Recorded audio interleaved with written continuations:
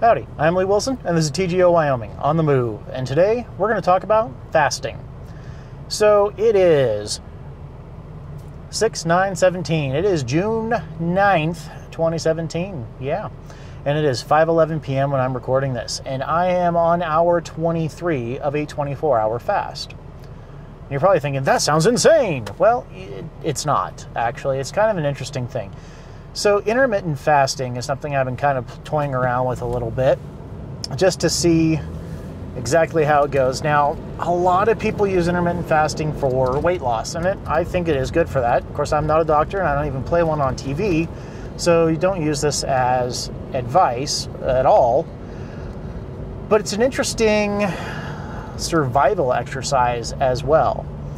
Now, I'll preface this by saying that I am on a very protein and fat heavy diet. I basically don't take in any carbs at all. I stay away from grains. You know, my carb intake is basically limited to potatoes every once in a while, some sweet potatoes, but predominantly a fat and protein based diet, which has worked really well for me because I've lost, 25 pounds in the last, since February. So yeah, 5 months, 25 pounds, I'm cool with that. And I feel better, and my joint pain's gone away since I stopped eating any kind of grains. But that's an on the move for another day. So let's get back on the whole fat burning thing. So when you switch over to ketosis or almost into ketosis, where you're burning fat as opposed to burning carbs, it makes it easy to do a 24-hour fast. You have a good dinner and good balanced dinner. This is the way I do it. The night before, and after dinner, you don't eat until dinner the next day. And yeah, you get a little hungry, or I get a little hungry right around 1 o'clock, 2 o'clock. But hunger is kind of like sleep, where you get really tired and then you get your second wind if you push through the wall of sleep. Well, same thing with hunger. I get really hungry right around 1 or 2 o'clock in the afternoon, when I'm about an hour after I normally eat lunch. And then I push through it, and then I'm fine. And it's a really cool thing to know that if for some reason I can't eat for a day, it's not going to kill me. It's not going to, extremely adversely affect my performance. It's not fun. It's not like, hey, I'm just not going to eat for 24 hours. Yeah. No, it takes a little bit of discipline. Food smells really good when you haven't eaten for a day. But it also kind of is a good reminder that, hunger is different. We think about, I'm hungry, I could eat. And then you think about people, throughout history that have been hungry.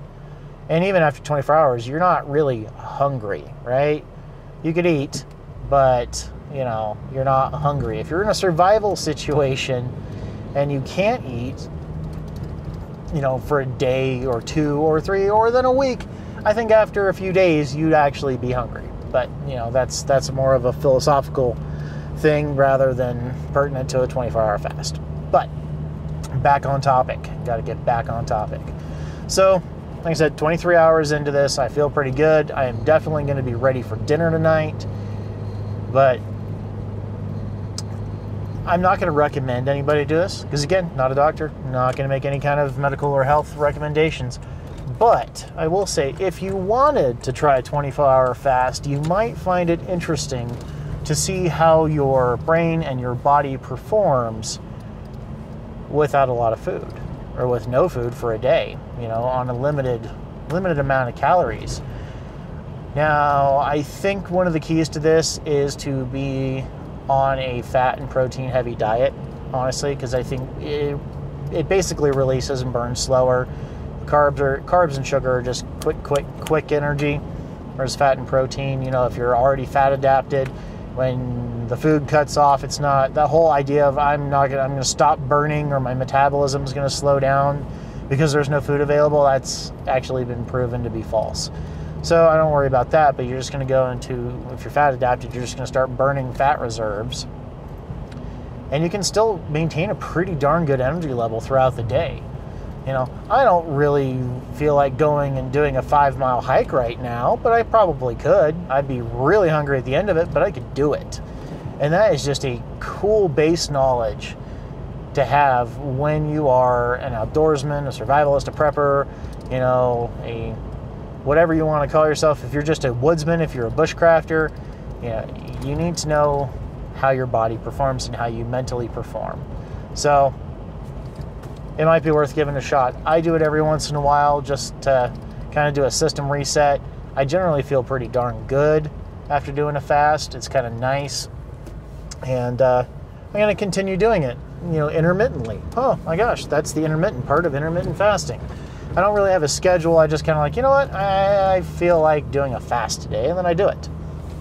So might work a little better for weight loss if I did it on a regular schedule, but I'm not there yet. Maybe I'll figure out something here in the coming weeks.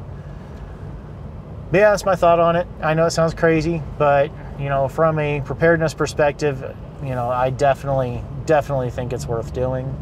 So on that note, I think it's about time to sign off and bid you all adieu.